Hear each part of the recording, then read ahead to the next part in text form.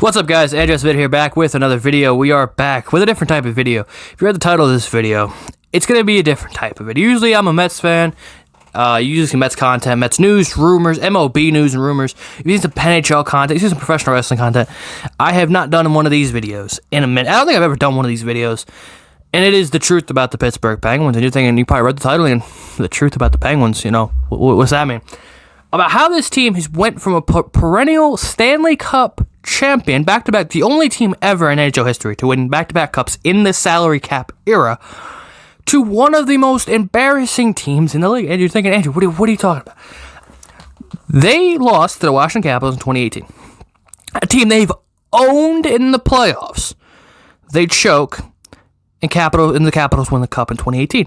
Okay, you know, hey, it was that year. The Caps got hot. They got lucky for one time in their team's history. Okay, next year in the playoffs, get in barely stinking the 3 seed in the Metro, and get swept by the New York Islanders. Oh, okay. Maybe they'd make some changes. Front office? Nothing. Add more crap. 2019, last year, before the bubble, hey, they go out at the deadline. They go add Patrick Marleau, Jason Zucker, Evan Rodriguez.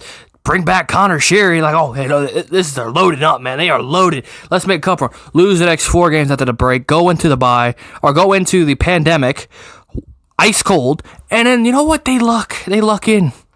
They luck into playing the worst seeded team in the playing round. They get the Canadians. Who the hell did the Canadians have besides Carey Price? And oh wait, they play down to their inferior competition, pretty much wanting the team just to lay down, thinking the team that has nothing to play for, has all the money's on Pittsburgh, got nothing to lose, played like they have nothing to lose, and they whooped their fucking ass. And in this season, it's only been 2 games, but have been ass raped by the Philadelphia Flyers. 6-2, and I think 6-3 yesterday. What is wrong with this team? What has happened? How did this team become the back-to-back Stanley Cup champions, and how have we got here? I'll tell you why. Jim Rutherford. That is why. What's draft capital? What's first-round picks? You know, who knows? I think they've had one of their first-round picks in the past 10 years. It was Samuel Poulin and Kasperi Kapanen. Those are like the last 2 Penguins first-round picks. One they traded and then traded for. And Samuel Poulin, who knows what he's going to be? I think he's on the taxi squad for the Pens this year. But they've had 1 first-round pick in the past 10 years. Defense has been an issue forever for the Pittsburgh Penguins. They have not been able to have a steady defensive core. The top pair has been the same. Brian Dumoulin, Chris Letang. They're a really solid pair. Brian Dumoulin, maybe one of the most underrated defensemen in the league. The bottom 4, Marcus Pettersson. Brought him in from Anaheim. Very solid player. Really good defenseman. Finally, you paid him. You paid him decently. John Marino. Good young defenseman. Finished 8th in Calder voting last year. You paid him handsomely. But what's the problem with the Pittsburgh Penguins? It has been that bottom pair defenseman. The bottom pair. For most teams, the bottom pair, you just want 2 guys, 2 defensive orientated guys who you just can put out for like 12 to 15 minutes a night and just don't be a fucking pile-on. Would you like to know who the Penguins have had on that 3rd pair? I mean, this season they started opening night with freaking Cody Ceci and Mike Matheson, which we'll talk about Mike Matheson in a second. Last year, Jack Johnson, for the past 2 years, has been on that bottom pair. The coaching. We'll start with JR. Speaking of JR, we'll go to this trading. The value of assets is the most... I don't even know what to say. The value on assets that he's traded for and traded away. Let's talk about that Mike Matheson trade, correct? Shall we? How about we talk about that? Mike Matheson. Literal pile-on, turnover machine in his defensive zone. 26-year-old defenseman from Florida. Literal pile-on. He's getting paid almost $4.8 million per season for the next 6 seasons. Jim Rutherford. Ooh. Patrick Hornquist, good veteran presence, high cap hit, 33-year-old forward. Yeah, I could see it. That makes sense. You're against the cap. He's 33. He has 2 more years at about 5.5. You're like, okay, that makes sense to trade him, even though he's a great leader for the Pens. But you need to maybe acquire some cap space, maybe make some moves in free agency, get younger. I completely understand.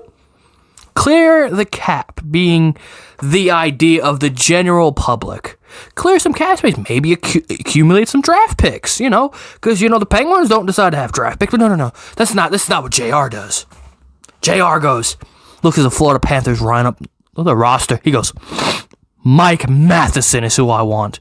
And then day one, the trade rumor goes, at least the trade, I guess, details came out, Matheson for Hornquist. And the whole NHL just laughing at the Penguins. Why does anyone want that Mike Matheson contract? Why?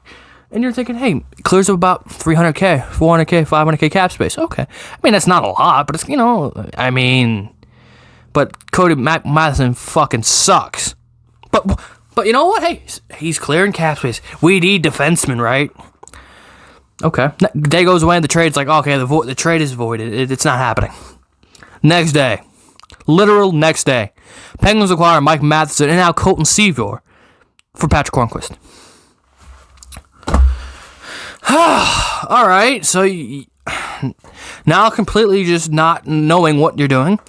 The press conference for the trade to announce the trade details. Somebody asked JR, how do you feel about, why did you make this trade? You're adding cap, which you didn't have, you had about $5 million in cap space to begin with. And then you're like, how do you make this trade knowing you're going to add cap to your team? JR goes, we're adding cap? So that should have been, the ownership should have realized, okay, this senile old man doesn't know how to do math. So why are we keeping this guy on as GM? You know why? Because he won us 2 Stanley Cups. He deserves it. The senile old man deserves it. I'm in the business of winning more, not just keeping it at 2, but you know what? Fine. Let's keep JR. What is he doing for free agency? He brings back Evan Rodriguez, which he did literally nothing with the Pittsburgh Penguins, traded in the Kasperi Kapanen trade, but we'll get to the Kasperi Kapanen trade in a minute. Traded for Kasperi Kapanen. He was a free agent, at least intended on RFA, because he was an RFA, because, literally he's just an average forward. Can be filled with anybody else in the NHL. They go out and bring Mark Janikowski, 26-year-old forward. Hey, he scored a goal opening night. So JR's like, hey, look at his eye, no talent. The Pens still need a right-handed defenseman. And there's a lot out there. Sami Vatanen was out there. Chris Tanev, which was maybe the Pens were interested in, but he got paid by Calgary. So, the Pens just needed a third pair right D, defensive right D to put with this literal pile-on known as Mike Matheson. And what does the great JR do? Cody fucking CC. Are you trying to be a meme? Like, you went out and paid Jack Johnson for 6 years. You finally buy him out just to bring in 2 Jack Johnsons.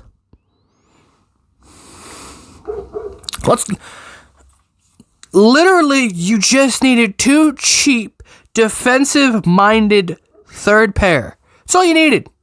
But you went out, your third pair is getting paid like $6 million. That should be your best defenseman. Beating that. But you're paying 2 literal pile-ons $6 million. CC, I think, was like 1 year, like 1.5. Yeah, 1.25 million. CC, okay. But the Matheson contract is going to, I don't know what, and knowing JR, if he's still the GM, he won't. Seattle's going to take probably Brian. I'm trying to, who's going to be available? Probably, if he's a 6 forward, 3D. Sid can't go nowhere. Gino can't go nowhere. Zucker, Tanev, Rust, McCann. So I guess maybe they get a scapegoat and they have to take like a Teddy Bluger, who I love Teddy Bluger, but he's probably gone. 3 defensemen. You gotta protect Dumo and you gotta protect Letang. I think Marino is going to be exempt because he's technically still on his ELC, but Pedersen would have to be the last guy. And knowing because he'll hear the fans bitching and moaning, he'll trade a first-round pick, which would be 3 straight years, just to have Seattle take Matheson. But that's what I would do. Send him to the moon. You know what? You already fucked us. Send him to the moon. Send him to Seattle. Give him a first-round pick. Give him 2 first-round picks. I don't care. Send that contract to the moon. But knowing him, he won't. They'll have him take, Lafferty or Beluga or someone like that, and he'll trot out Mike Matheson next year. So let's talk about the trade. Again, if we're just here in the bashing in the JR segment, let's talk about this Kasperi Kapanen trade. And this Jason, why not let's just put them both together, the Zucker and the Kasperi Kapanen trade. Now I'm just ready to go to rant about JR. Jason Zucker, really good player in Minnesota, but it's the tradition. If JR gets a hard for somebody, he will be a Pittsburgh Penguin. I think Darren Dreger said before the season starts that he already has a hard on for somebody else. So knowing him at the deadline, he'll make a trade for somebody, give up 2 first-round picks in a second, and God knows. But let's talk about these 2 past trades, Zucker and Kasperi Kapanen. Zucker, nice player. He's 29 years old, had a 30-goal season in Minnesota. He played pretty well before the stoppage last year with Gino and Sid. Played pretty well, right? First-round pick gone. Calen Addison, who was one of our top defensive prospects. Oh, wait, doesn't he shoot left-handed? Oh, wait, you couldn't sign a stopgap third pair left D, and then in a year from now or 2, Calen Addison can come into that position? Oh, no. The JR, he's hell-bent. He does not care about prospects. He does not care about youth or building a dynasty. He just wants to win the cup that year and worries about just that season at a time. Zucker, is a good player. He's got 3 more years at $5.5 million. Could you have found, especially in this marketplace, you could have got a Mike Hoffman for $4 million. Did you need to trade another first round pick? Did you have to trade a top prospect for Jason Zucker? Okay, Addison was in the Minnesota trade, correct? Okay, hold up. Sorry, I was just looking up to see. I'm making sure the Zucker trade and the Kapanen trade. I had to make sure I got it right. Yes, it was. Hollander was in the cap. We'll get to Hollander. Calen Addison in the Leafs trade for Zucker. First round pick and Alex Galchenyuk. Oh, wait, Alex Galchenyuk, the guy you traded for Phil Kessel, who was absolute dog shit.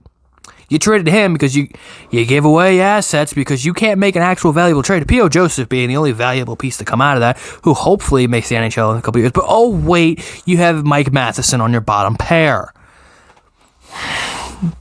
So Calen Addison gone, top prospect, could have fit. First round pick, which you decided you actually did something right because you got embarrassed by Montreal and you kept your first round pick because you had a chance if you could swap the picks this year or next year. So you would think it was the 15th pick. You think, hey, pretty loaded draft. Everyone said this past draft was pretty loaded. You probably still get a very solid, player. The Penguins do have, I will give the Penguins that. They haven't had a lot of first round picks, but they've been able to draft and develop Jake Gensel, Brian Russ, Connor Sherry before he got traded. So, they've done well with late round picks in development. Hey, maybe give him a first round pick, 15th overall in a loaded draft class. Maybe we can add another star. Nope, he decides, you know what, screw it. 15th pick, you're going to Toronto, which I think, what the hell, Rasmus and, what the hell's his name? Who the Leafs took Roman Amirov. Sorry if I pronounced that incorrectly, but Amirov, who actually played pretty well, I believe, in the KHL. Besides the point, really good draft. There was actually some really solid picks available in the 15. The Penn said, nah. JR said, I want Kasperi Kapanen. You know why? Because I drafted him, and I traded him, and he's exactly what we need. Even though in Toronto, he couldn't play with Austin Matthews, he couldn't play with John Tavares, but he was great on the third line. So you overpay for Kasperi Kapanen, and then you throw Philip Hollander, who's a really solid prospect. Again, one of the only prospects you had in the system, who was developing pretty nicely.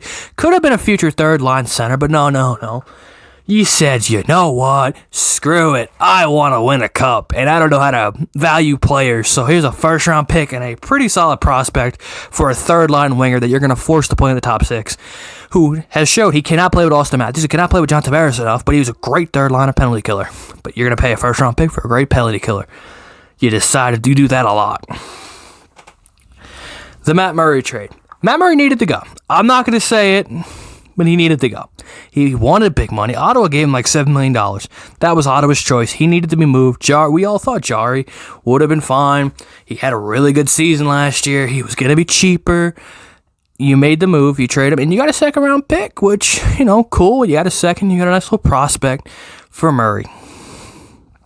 But now, look what happened. And you didn't decide to fill in the backup spot. You said, you know what, Casey DeSmith will fill in pretty solid. Not giving Jari insurance, because Penguins have been good when the goaltender has insurance. If it was Fleury and Murray, if it was Murray and Jarry, Murray and DeSmith, well, Smith was solid. So we all thought, hey, Casey DeSmith would stay. So now we're sitting in a situation. Jarry's given up 9 goals in the first 2 games of the season.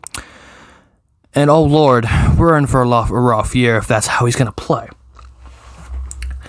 A team that I think the Penguins are going to become, or at least everyone has said that when this falls off, is the Chicago Blackhawks. Is that, hey, they won their 3 cups with their dynasty, but the Blackhawks are doing it right. You know why? They have their first round pick for the next 3 years. They know, hey, our cup window is over. We're in the West. We're in a good division. They've decided, you know what, blow it up. But unlike the Penguins, who, you can say, oh, the Penguins have Jake Gensel, and then they have Jared McCann, and they have, solid young players. Chicago has decided a couple years ago, they told the team, they told their fans, hey, it's time to rebuild. We've won our cups. It's time to rebuild. So what they do? They traded for Dylan Strome. Good young future center. Kids, I loved him. I loved him coming out of the draft. Everyone knows McDavid and Eichel. I thought he was the best player, their best player in the draft. To be determined, but Chicago actually had a pretty solid year last year.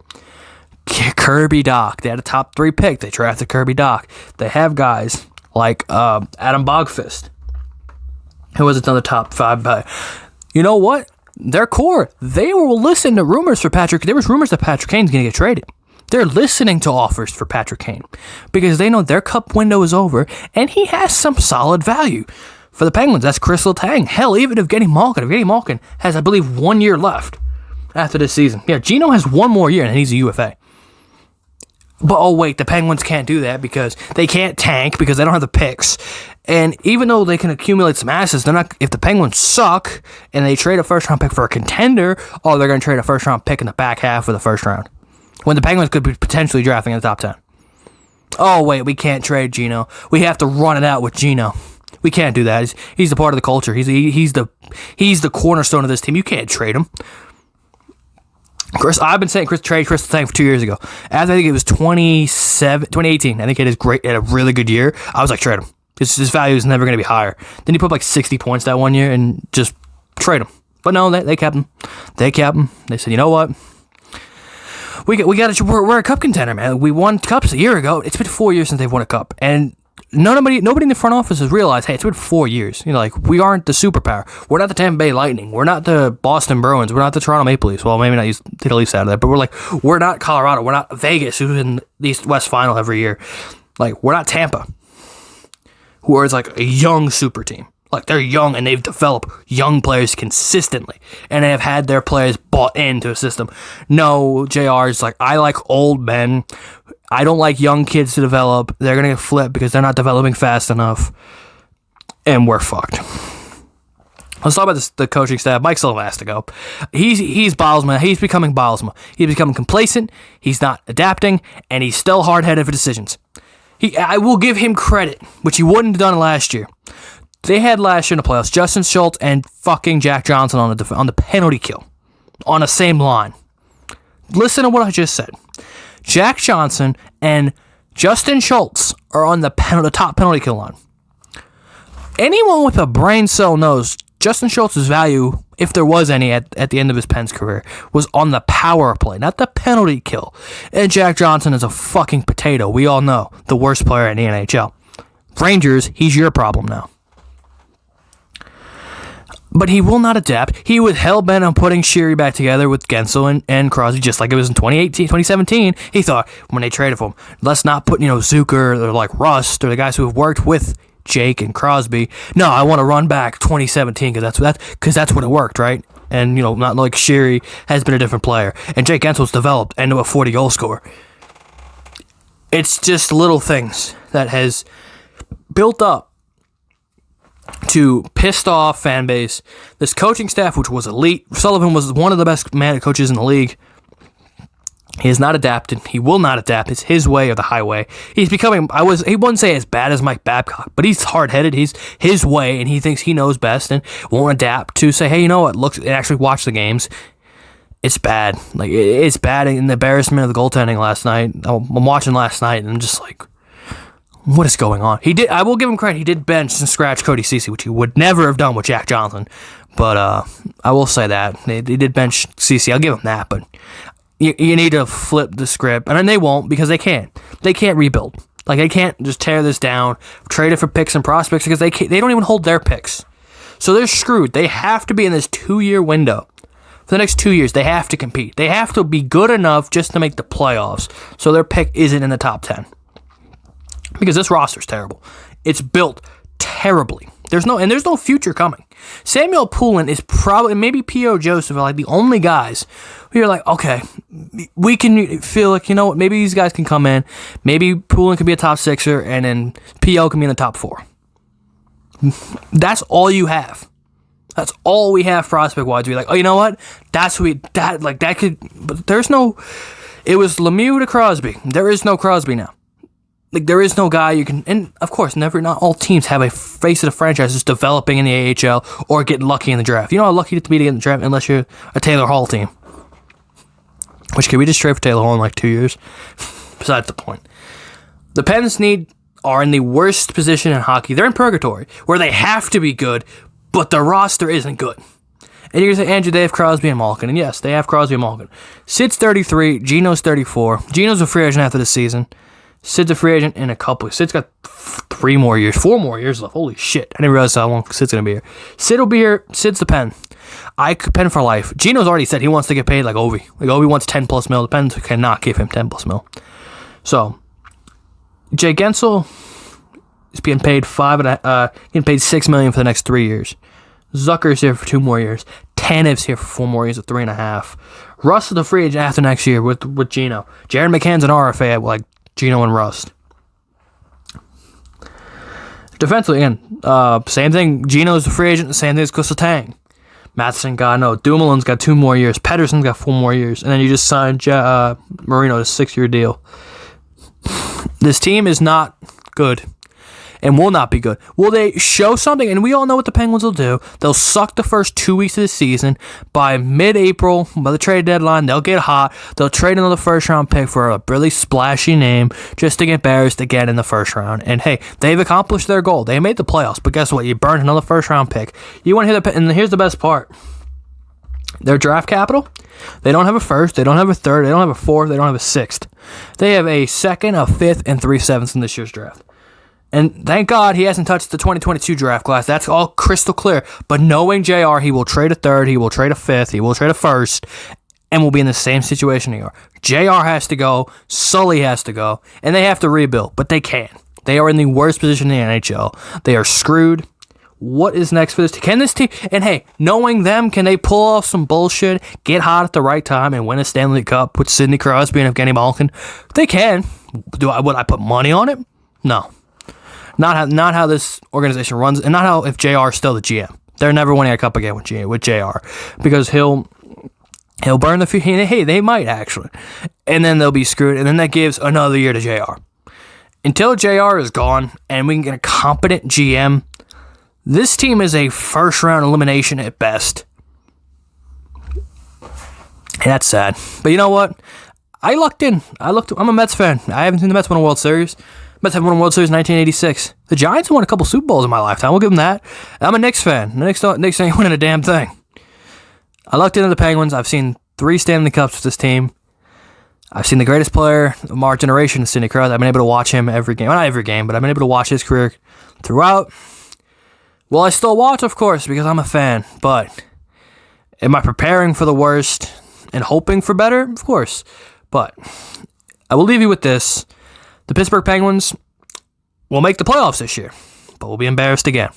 And that will not change until JR and Sully are gone. Thank you guys for watching. Be sure to like, comment, subscribe. Leave it in the comment section below. What do you guys think of the Penguins and what is going to happen with their future? Pens fans, do you guys agree that this dynasty's over? The cup window's closed. Leave in the comment section down below. What do you guys think? Be sure to like, comment, subscribe. Be sure to subscribe. Turn notifications on. And I will see you guys in the next video. Peace.